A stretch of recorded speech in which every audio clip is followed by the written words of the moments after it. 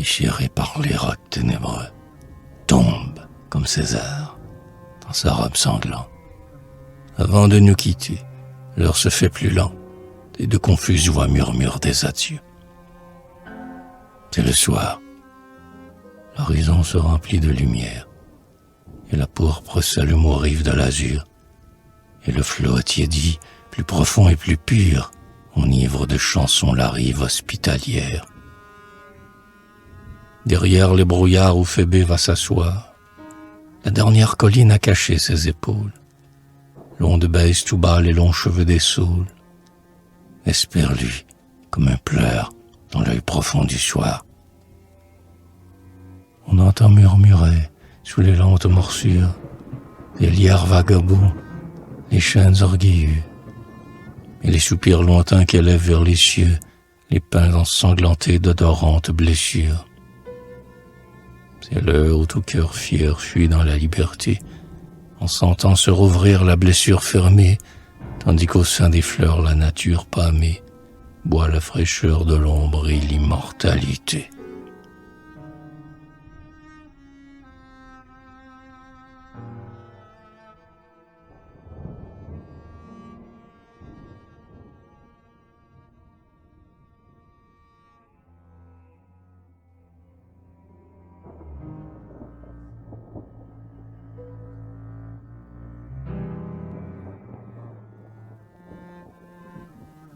Les ombres s'allongeaient à des dragons pareils. Les grands bois, accroupis au bord de l'horizon, semblaient des bœufs couchés ou de frileuses vieilles qui chauffent leurs pieds morts alentour d'un tison. Dans l'azur immobile et poli comme un marbre, des étoiles filtraient, pareilles à des pleurs, et la sève, perlant sous l'écorce de l'arbre, emplissait l'air voisin de puissantes odeurs. À l'ombre des roseaux dressés comme des pics, les grenouilles, en chœur, jetaient leur voix rythmique. De nocturnes oiseaux dans l'air tressaient des ronds. Et la brise, frôlant la cime des bruyères, en soulevait l'essaim vibrant des moucherons dont la lune argentait les vivantes poussières.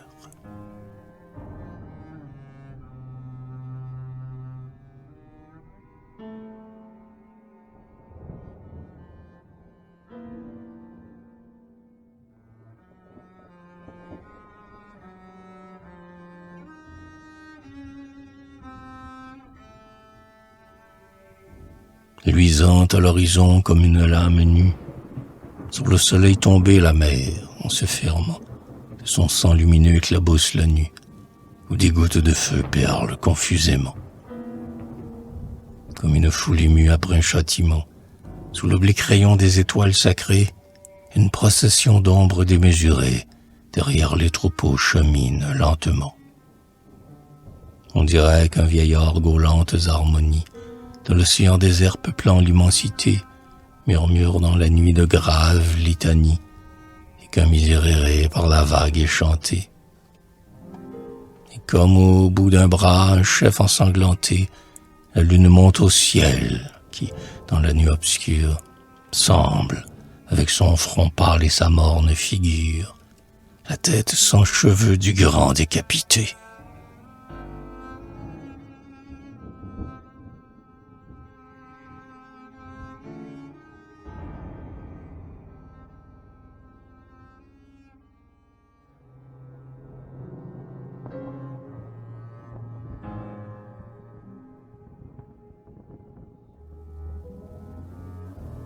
La lumière qui fuit vers l'horizon plus pur, comme une ronce folle ou pli traînant d'un voile, se pend au bord des cieux flottants, et chaque étoile semble une épine d'or qui déchire l'azur.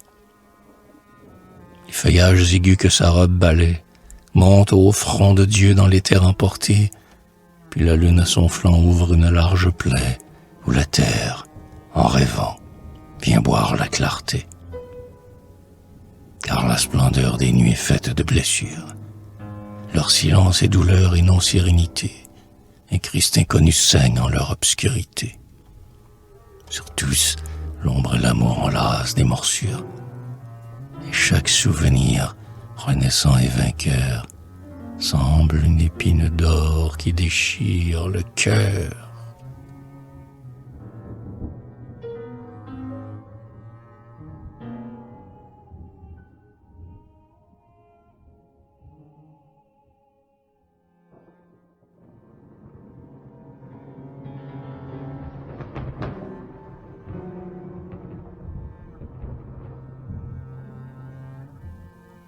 Le vent frais doublait les ailes de la nuit, dont le soleil tombait comme un parthe qui fuit, ensanglante le vol d'une flèche inconnue.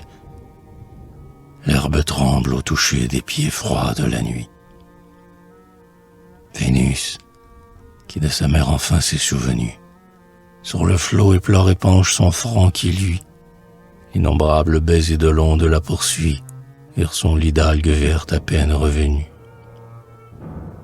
Tout se hâte d'accord vers un commun retour, et, rempli des senteurs qu'exhalent les pelouses, sous les toits citadins où brûle encore le jour, une à une, soufflant les lumières jalouses, vers les lits parfumés des nouvelles épouses, le vent frais a doublé les ailes de l'amour.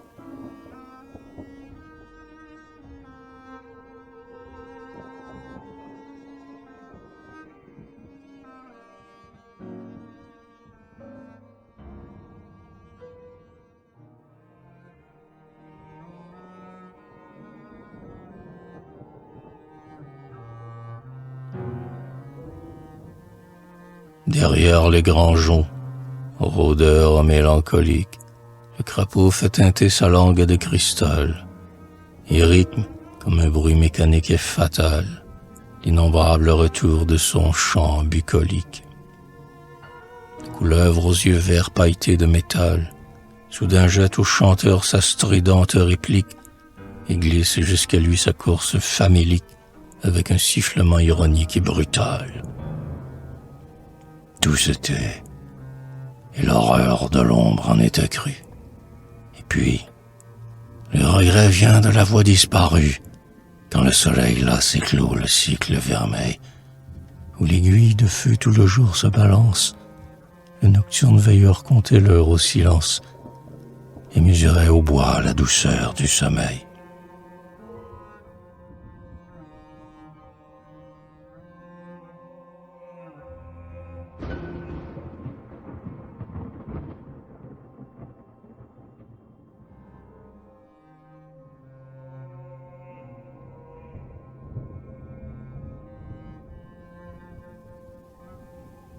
Des souffles attiédis, sous les cieux taciturnes, roulait le fleuve errant des vivantes odeurs. Lointain enchantement des floraisons nocturnes, du monde des parfums invisibles splendeurs. J'en oubliais l'effroi de ces ombres moroses, qu'à l'heure, à nos cerveaux, comme au mont, vient asseoir, et j'admirais comment l'air pénétrant du soir fait jusque sous nos fronts monter l'âme des roses. J'avais maudit l'azur et ses illusions, mais sentant, réveillé des mornes visions, respirer sous mes pas l'argile maternelle, le désir me surprit de me mettre à genoux et d'adorer, perdu dans la nuit solennelle, cette grande pitié de la terre pour nous.